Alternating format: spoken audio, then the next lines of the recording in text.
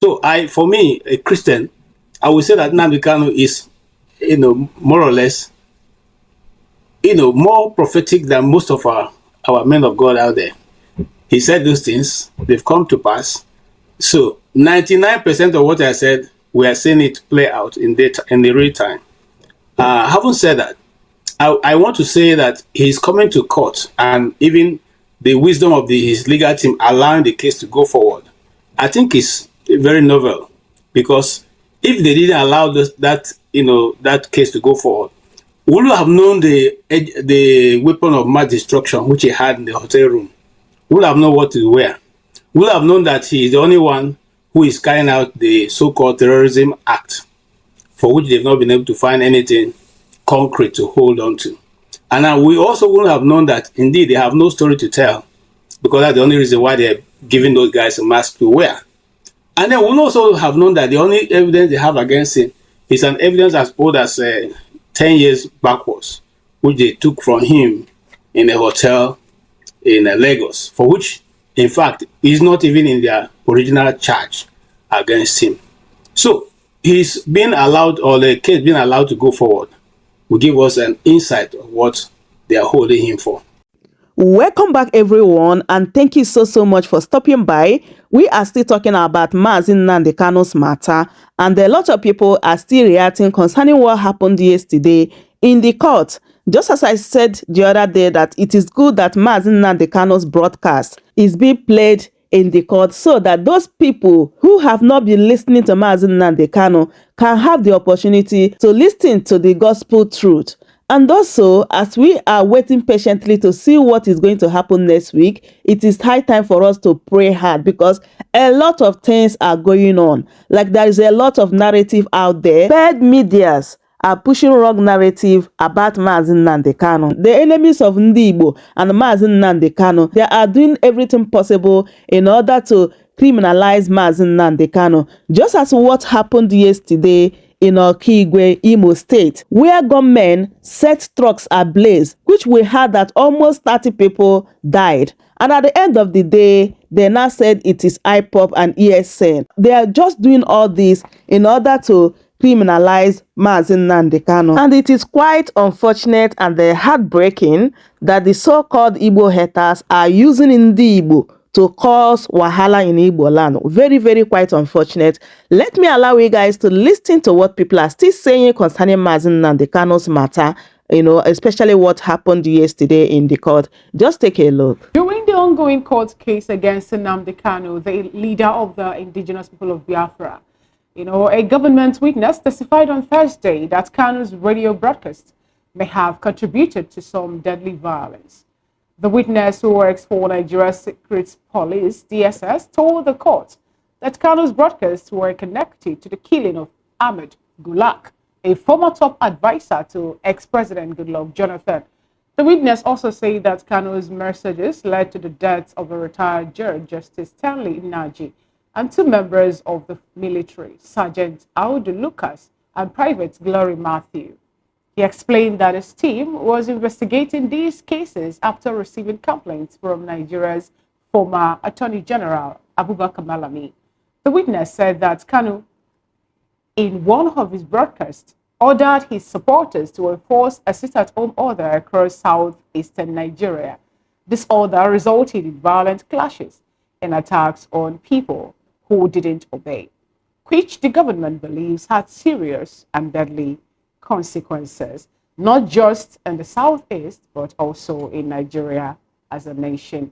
Interestingly, we just have to talk about, let's look at the human angle and also the political angle to this particular one. Interesting, some persons are beginning to talk of the trials of Nnamdi Kanu also is ongoing. And before the court, it was agreed that witnesses that will be brought in to talk or to confess or to drop their witness against Nnamdi Kanu will be masked, and they'll also be shielded from the camera so that people will not know who they are, and security reasons were also cited before that particular agreement was reached. And the counsel to Nnamdi Kanu accepted that, or those requirements. And also, they also believe that when it was time for them to seek for bail, that the federal government and their own counsel will also look also to that direction to grant them their own plea.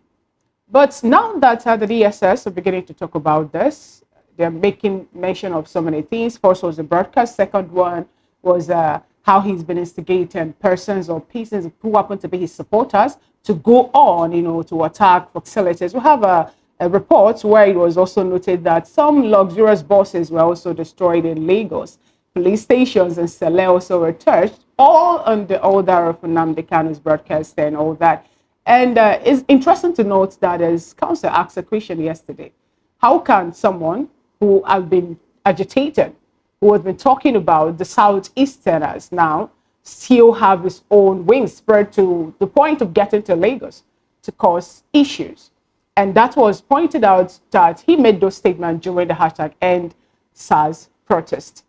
How possible is it that an individual, who has been talking about marginalization of his people in the southeast of Igbo extraction, will now wake up to make a call or run a broadcast that can make people in Lagos to start touching? Well, the bottom line here is that a trial has started. I mean, a lot of people have called for a trial, and here we have it. A trial of Nnamdi Kanu has started. The one Isokoro SAN has joined Kanu's legal team, bringing the total number to 20.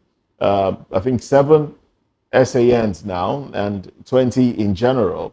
Everyone seems to be chiming in on this. Everyone wants to have a voice because it's beginning to look like the trial of the century, with allegations coming up, the court admitting in evidence equipment used by Kanu in his media broadcast, allegations coming up. Kanu himself, because, in as much as the witnesses are shielded from public view, he has access to them.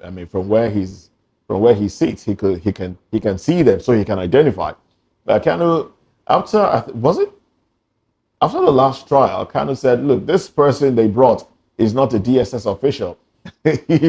He's already pointed fingers that this person is a mercenary.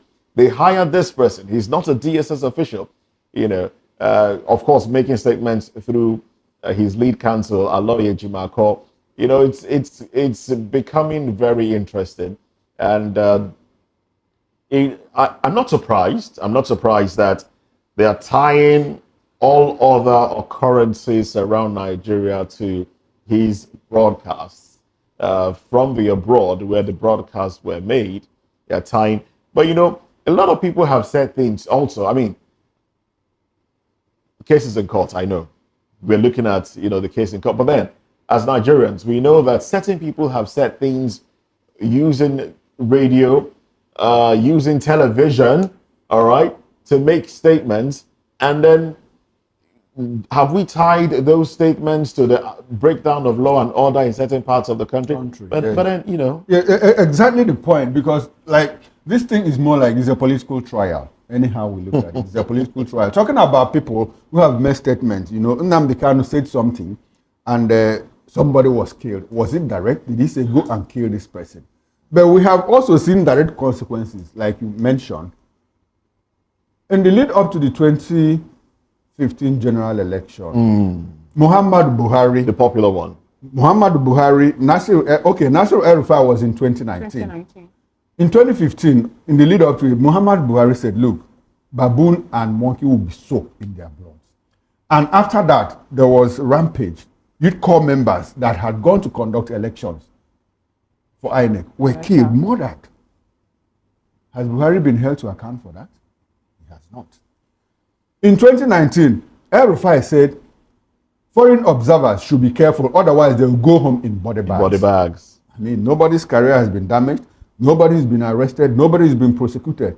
And after that statement was made, we saw that voters were attacked. Voters were attacked, some with bloody eyes and faces. Even here in Lagos, people were stopped. They said, if you don't vote, don't go. And if you try, you face the consequences. And there were consequences.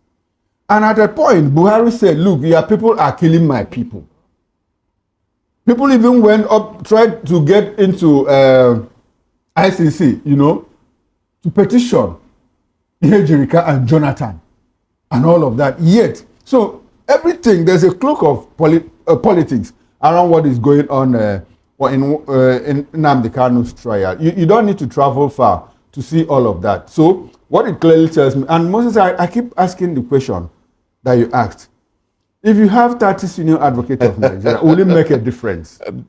I was hoping you will help provide an answer. No, I can't. No, clearly, I'm not sure it's going to make a difference. Because if you say it's going to make a difference, what it clearly tells you is that Aloy Jimako and co, the other 14 people, have not done a thorough job. But I think you know that it was when the likes of Gabi joined as the Nnamdi Kanu's counsel that we got to hear him tender apology over the way he reacted to some judges, and he's been so vocal all this while. But I don't think it has anything to do with. I think it was because he was being addressed, or he was being advised, to at least caution or mind the way he talk and the way he presents some of the things that he says. So clearly, so that lends credence to the fact that it's a political trial. Now, Chuma, one thing that interests me was, one of the words of the DSS were linking it to NSAS attack that happened in Lagos. I was hoping and believing that, they would have told Nigerians who ordered the shooting at Lekki Toll Gate, if they were able to find out that it was through Nnamdi Kanu's broadcast, you understand, that properties in Lagos have been destroyed. For example, they talked about 100 luxurious buses that were being destroyed in some parts of Murtala Mohammed Airport and all that. Celeb police station and all. I was expecting that they could tell Nigerians, what really happened at Lekki Toll Gate during that NSAS bad governance. Who ordered the shooting? We have deeper problems. We have very big issues here in Nigeria because everything is ethnicized. Everything is ethnicized. I recall during the NSAS protests when vehicles were being destroyed, some elements, some individuals said, look, these are Igbos destroying properties in Lagos. But then when you look at those that were arrested, those that broke into Oba's palace in Lagos Island, were they Igbos? No, they weren't. I mean, they broke into the palace of the Oba. The Oba ran for their life, broke into the swimming pool, destroyed properties. Those were not Igbos. The videos are there now. Those were not Igbos. But people still churn out this narrative, and some people swallow it. It's unfortunate. We have bigger problems in this country. Bigger problems indeed. Bigger problems because you see our fault lines keep widening every day. And I ask myself, the issues around this thing is clearly a problem of leadership because they are the ones that divide us the more. But I can't recall, for the life of me, like I keep saying, you have friends across ethnicities, and for a married man, if you're able to let your friend into your bedroom in your absence, that is the kind of, I'm not sure there's any measure of friendship that is much more than that. That's a degree of trust. That's a degree of trust. You get the point. So, but I told a story the other day about where I live. I asked the security man, there were two of them, I asked the senior one to let the junior one buy something for me. And the senior one said, oh, he is your brother. I said, my brother, what's his name? He said, his name is Chidi. I turned around, I said, I spoke in English, I said, Chidi, how are you? Apparently, why he told me that he's my brother is because he wanted me to speak to him in Igbo language. Okay. So when I said, okay, Chidi, how are you? He said, he's very fine. Can you help me buy something? But before he left, I turned around and I said, Tunde, he's my brother, so what are you to me? At that point, he got stuck. You get the point. So the thing about brotherhood is not by ethnicity. It's about friendship. It's about humanity. The Ubuntu culture in South Africa, the rainbow country where you have multi-ethnic people living together. I keep saying, despite the divisions in the United States of America, America still parades the most diverse country in the world. People don't even understand that if you go to England, if you go to UK, you have the English, you have the Welsh, you have the Scot, even the Irish, they're able to live together. They have differences, but they are able to moderate and modulate all of these things. And I keep telling people, even in China, the Chinese are not purely of one ethnicity. They are ethnic Chinese, different ethnic Chinese. They have what they call it. If you go to those sub-countries where you have Chinese, they have what they call the Huareng Chinese, people that left China more like 800 years ago, but they all still identify as Chinese. So why can't we have there? that here and live as one people in our own homeland. Can we live as one people? Yeah, we should be able to do that. We should be able to do that. We should be able to do that. Were we living as one people before now? Let's speak honestly. No, but it is worse now than it were in the 60s. Okay, going back you're going back to traditional. I agree with you. Yes. It's worse. And the first measure of Enugu City Council was an Hausa man. Can it happen now? Imagine. It cannot. Nnamdi Kanu won elections in the Western Region House of Assembly. Can it happen now? We have 3 Igbo people, OKIGWE and Nnamdi Kanu as administrators of Lagos State. Can it happen now? No. It can. The first military administrator of Abia State was a Yoruba man. Temi Ejo. Can it happen now? It can't happen. So the fault lines have widened. They've really widened. Now, if you go to the market, you need to learn to speak, the language of the person you're buying from. If not, they will not consider you a brother. In fact, selling to you will be a problem. They would want to cut corners. They would not want to even sell. The other day, I was asking Fina to teach me a few things in Hausa, and my reason is so that I can, negotiate properly with the Hausa man that sells things down the road. Because when you go, he looks at you, and then if you go to the market, first of all, profiles person. Exactly. Yoruba person speaks Yoruba to you initially to see your reaction. If you respond in English, and then the conversation changes. Changes instantly. The price also. The Igbo person sees you in the market, speaks Igbo to you, hey, Amaka, and then if you don't respond, conversation changes. But the Igbo man likes money, so regardless of where you're from, he's going to sell. He's going to deal. Yes, But anyway, these things affect us, and until we address that fundamental problem, I don't think Nigeria is going anywhere. Well, back to the Nnamdi Kanu's trial. We hear that Dr. Bright Onyevekuko joins the conversation. Let's see if we can establish contact with Dr. Bright and get his quick view before we segue into other conversations on our table this morning. It's a beautiful Friday, and of course, we wouldn't. Well, good morning to you, Dr. Bright Onyevekuko. Good to have you on the show. Good morning, Mr. Moses, and good morning to you. Other. How do I say good morning in your dialect? Call. Yeah, that's not call. I'm a Robo now. Oh, okay. Migwa. Migwa. Oh, well, our focus really this morning is on the trial of Mazi Nnamdi Kanu. And, the evidences, the things put forward, and also the fact that his counsel is expanding. The lawyers that are fighting his case now are expanding, and also statements that have been made. In the general view of it, what would be your take? How would you assess the trial so far? We're not preempting the courts now, just assessing the trial so far. Well, for a very long time, nothing has been heard beyond the fact that he was just detained. Now that the trial has started, I think it's a good one. But for Nigeria that we know, hope it does not get to a place it plateaus and we'll start asking what is happening.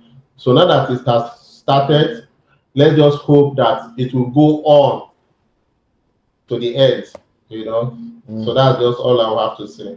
All right, then. Well, that's the hope of a lot of people. A justified end to the trial, long-awaited trial. So we'll just wait till it gets to the end. All right. I would have loved to ask you, Dr. Bright, with the witnesses, the DSS witnesses, and the claims that you're making. They also pointed out the fact that his broadcast that he did during the hashtag #EndBadSARS or EndSARS governance also led to destruction of property in Lagos, even touching over some police station in Lagos State. Do you really think that such a thing can actually happen at this point in time, given the fact that hashtag #EndSARS happens to be a national thing? Could one man champion that alone?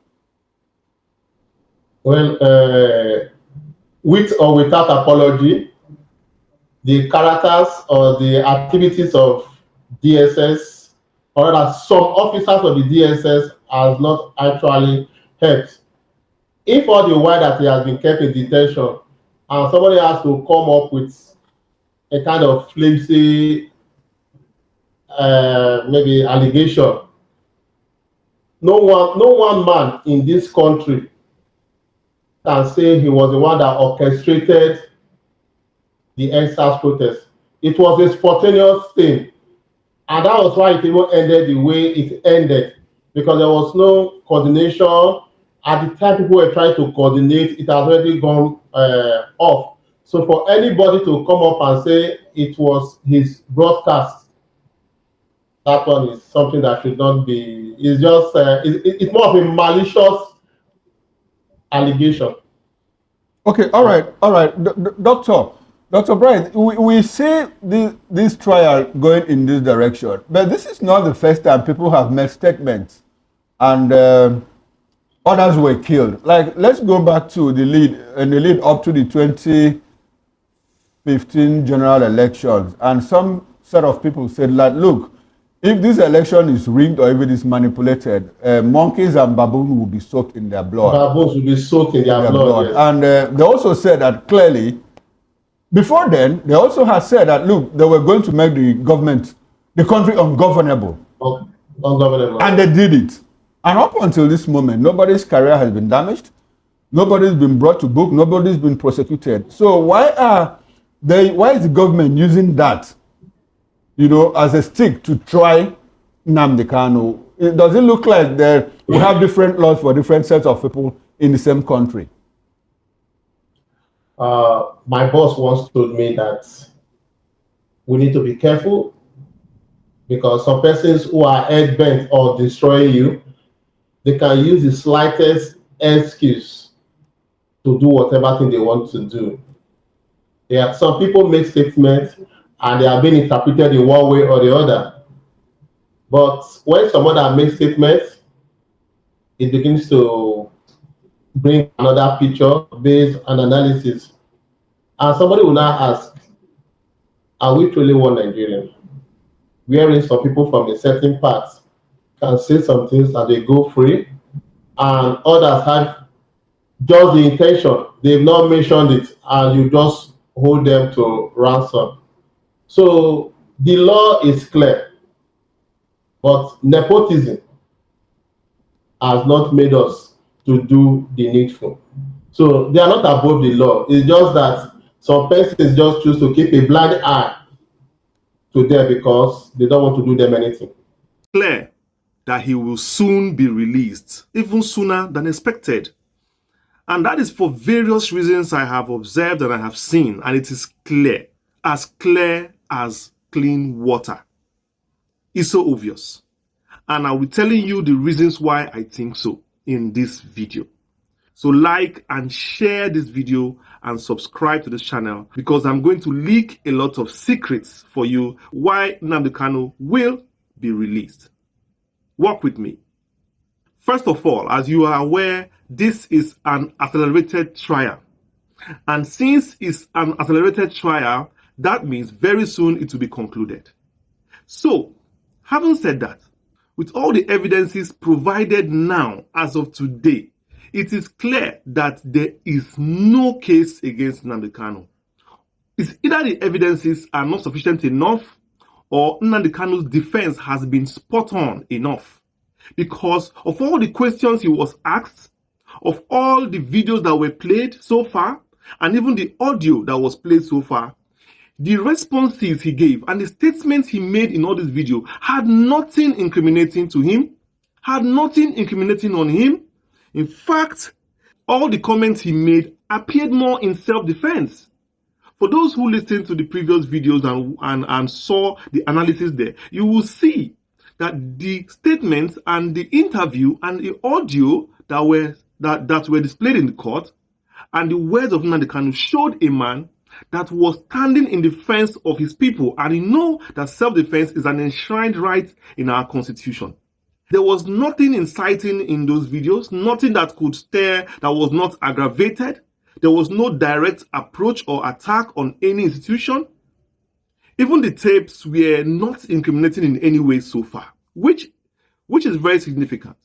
Because many people portray Nnamdi Kanu as somebody who maybe has a lot of,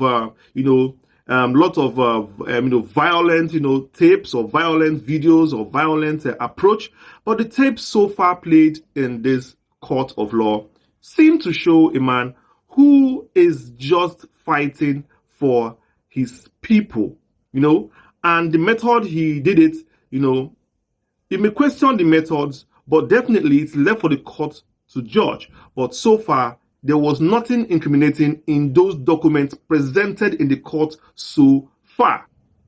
Also, Nnamdi Kanu said, when asked about Biafra, he said that he wants Biafra to come, but will not come in violence, but will come with a referendum. This was what he answered in court.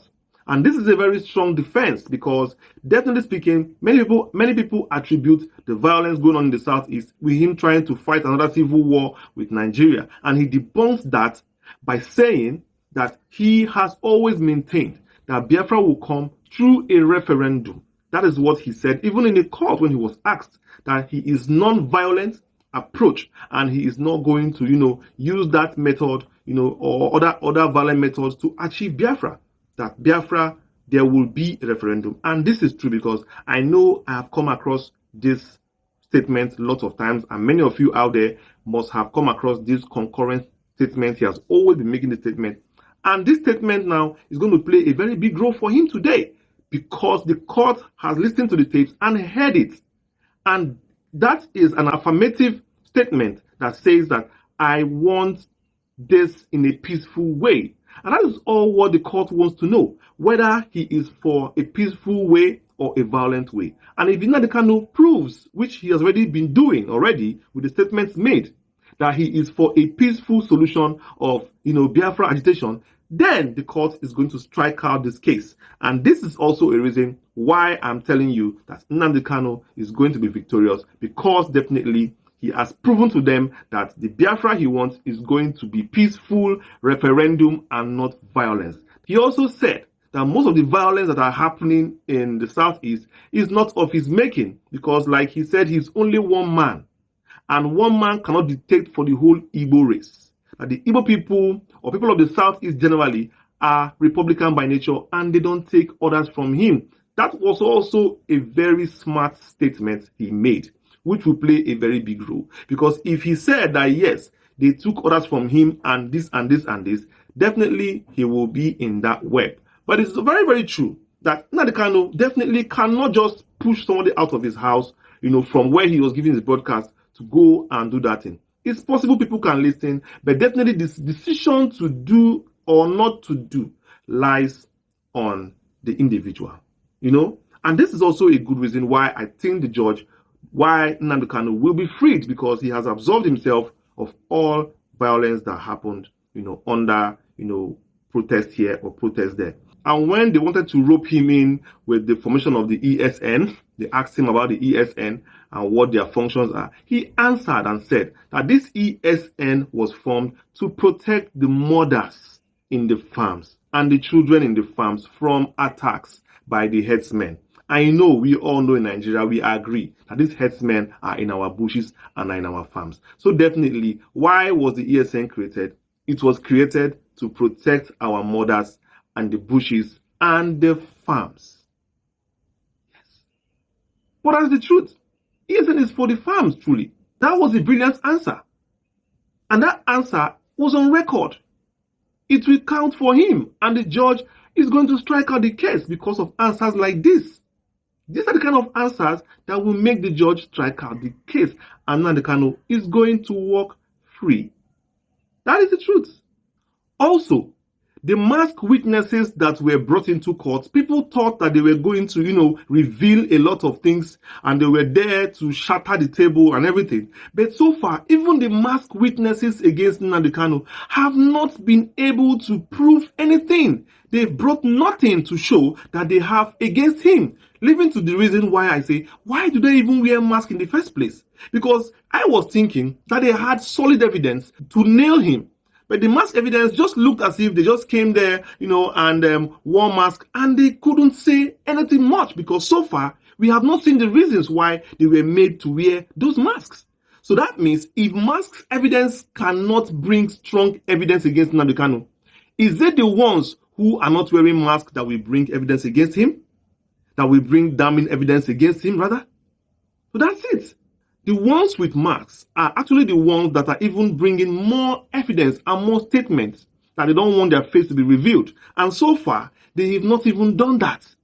They have not even brought any incriminating, any damning, statements from Nnamdi Kanu that is going to set this case against him. So far, the mask evidence, the mask witnesses have just, been basic.